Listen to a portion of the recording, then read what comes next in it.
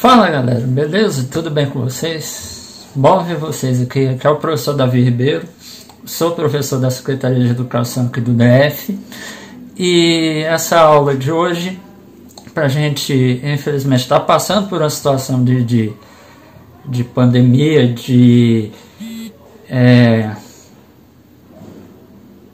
todo esse surto, né, de coronavírus, então, pela questão do isolamento, para vocês não perderem a pegada para o Enem, né, não tirar o foco do Enem, a gente vai ter uma aula hoje muito legal, aproveitando essa temática do coronavírus, que é algo bem interessante, né, que está em voga aí, que está toda hora nos noticiários, aquela coisa toda. Então, na aula de hoje a gente vai ver o que é um vírus, como ele se comporta, como ele se reproduz.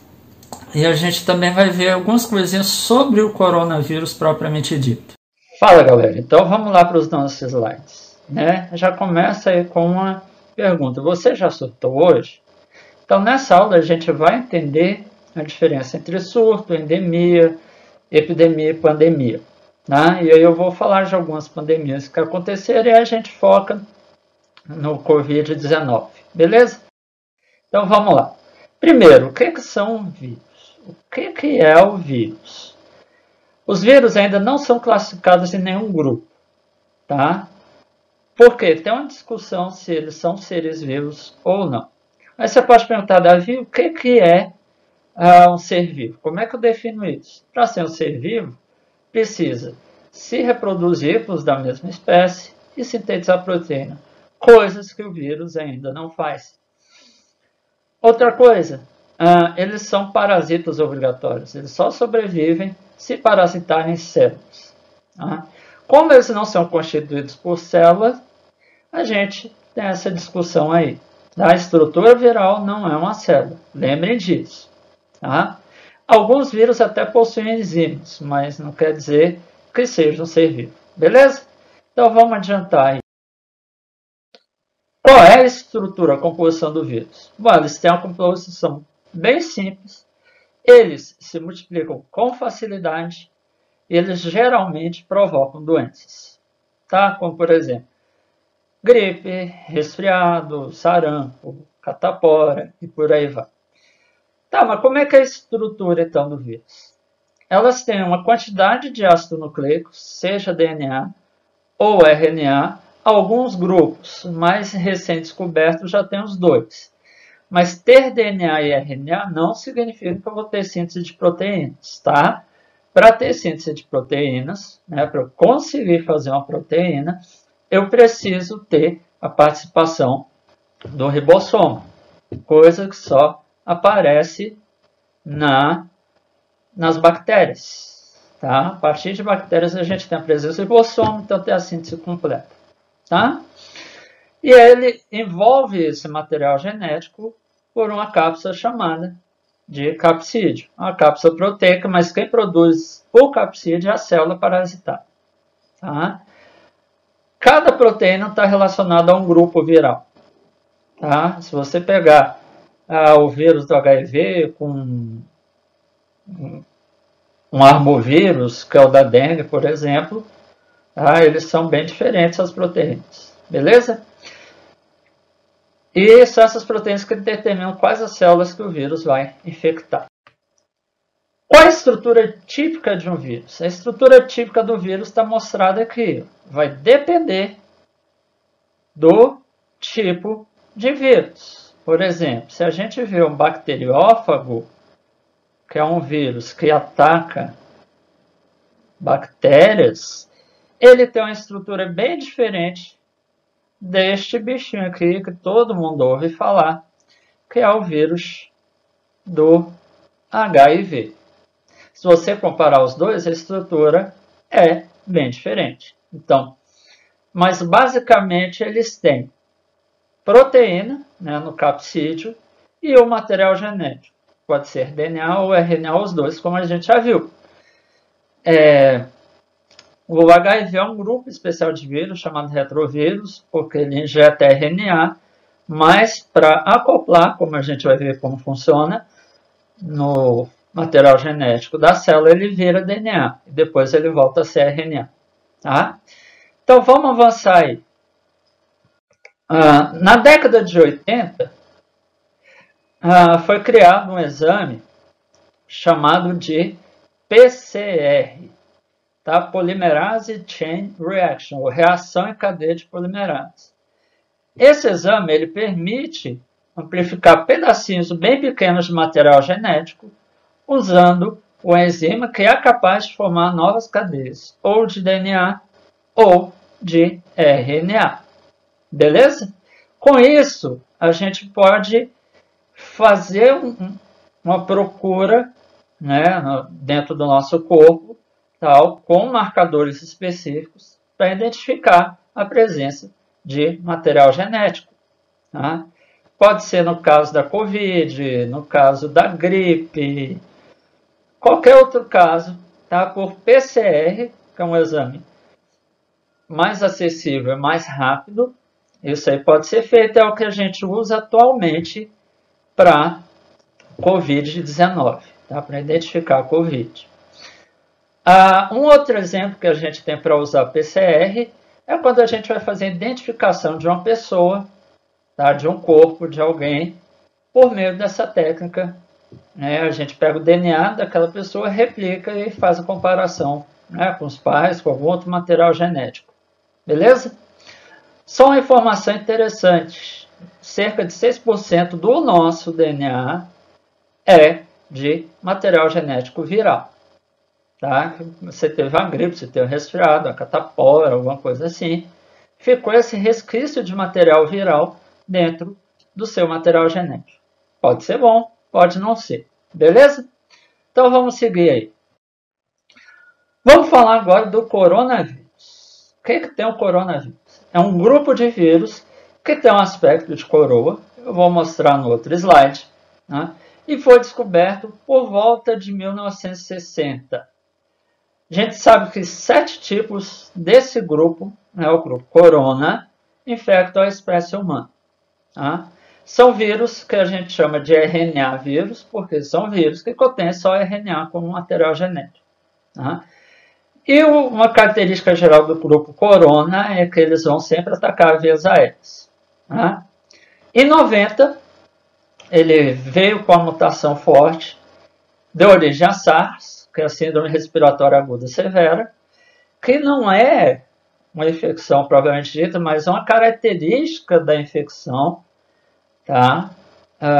Que dá um agravamento respiratório pior, e a MERS, que a diferença aí é só o local onde elas apareceram, tá?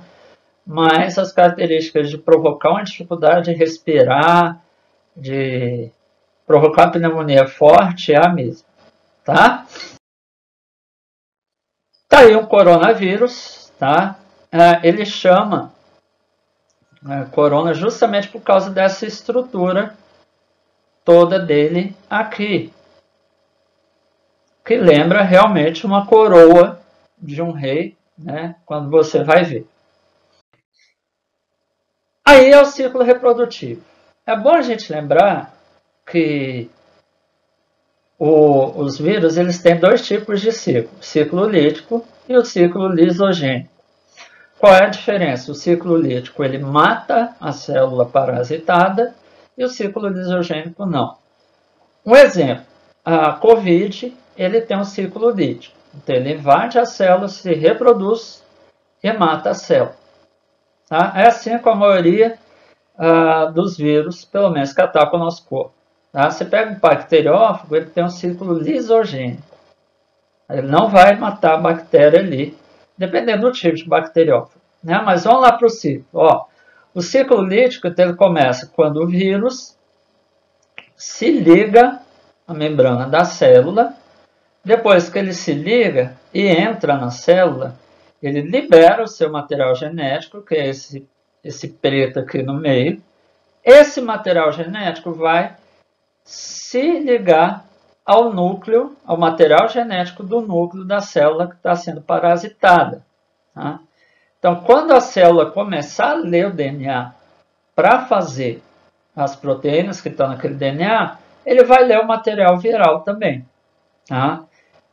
Quando ele lê esse material viral, o que ele começa a produzir? Vírus. né? Ele começa a produzir vários capsídeos, né? Até chegar uma hora que o vírus não aguenta, né? O vírus, desculpa. A célula não aguenta, enche de vírus, chega a hora que ela estoura, libera os vírus para ele parasitar outras células. Tá? Esse é o ciclo lítico. O ciclo lisogênico, ele só injeta o material genético e pronto. Tá? A célula parasitada ela não vai morrer. Vamos diferenciar os conceitos, então. O que é o surto? O surto ele acontece quando você tem um aumento repetido do número de casos de uma doença em uma região específica. Por exemplo, surto de cachumba no Distrito Federal. Aconteceu um tempinho atrás na cadeia, tá? Na Papuda, que é uma das cadeias aqui, esse surto de cachumba. Ficou restrito àquele ambiente, então é um surto. Agora, se eu tenho algo que sai de um ambiente pequeno e pega algo maior, né, por exemplo, uma cidade como um todo, eu posso classificar como endemia. Tá? Uma doença é classificada como endêmica quando acontece com muita frequência em um certo local. Né? E elas podem ser sazonais. Por exemplo, a esquistossomose. Um surto de esquistossomose que acontece em uma determinada cidade. Tá? Então, pessoas, isso é endemia. Agora, se a doença aumenta e pega diversas regiões ou diversas cidades de um país, aí eu tenho uma epidemia. Tá? E essa classificação é feita pela OMS, não é feita por mim ou pelos estudiosos, né, que dão aula. Tá? Segundo a OMS, se eu tenho 300 casos em 100 mil habitantes, eu já estou lidando com uma epidemia. Aqui no Brasil a gente tem vários exemplos. A varíola, tuberculose, a dengue e outras epidemias aí. Agora, se eu tenho uma doença que ultrapassa as barreiras de um país e de um continente, eu tenho uma pandemia, que é justamente o quadro que a gente vive agora. Nós estamos num quadro de pandemia com o Covid-19. Que significa Coronavirus Disease 19, é porque ela surgiu em 2019. Tá? Nos últimos 200 anos, a gente tem vários casos, e a gente vai ver alguns casos no próximo slide. Tá? Aí você tem uma linha do tempo, mais alguns exemplos de pandemias. A varíola, em 1824, você vê que ela durou até 1840, então foram aí 16 anos, tá, para se controlar essa pandemia da varíola. Graças a Deus ela está bem controlada hoje, sem problema nenhum. Você tem a peste negra, que aconteceu 15 anos depois, em 1855, que veio devastando também uma grande parte da população, principalmente europeia. E aí você tem, depois, em 1918, por exemplo, a gripe espanhola. Apesar dela ter o nome espanhol, ela não surgiu na Espanha. Tá? Ela começa em uma outra região, mas ela pega esse nome porque a Espanha deu uma cobertura especial. Né? Aliás, foi o único país que deu essa cobertura para aquela gripe nova. Tá? É um vírus influenza que é um coronavírus também. Tá? E a gripe suína em 2009, o H1N1. Galera, então é isso. Só para relembrar, né, os cuidados básicos de lavar a mão, de passar álcool em gel, de tossir, tampar a boca com o cotovelo. Né? A gente pede para usar máscara só quem está doente. E lembrando que é uma doença complicada. Né? O Covid ele pode matar, principalmente grupos de risco. Então lembre-se desses cuidados básicos de higiene, de lavar as mãos, né? E ter cuidado com as roupas, tal, quando chegar da rua. E até a próxima aula. Espero que vocês tenham gostado. Um abraço.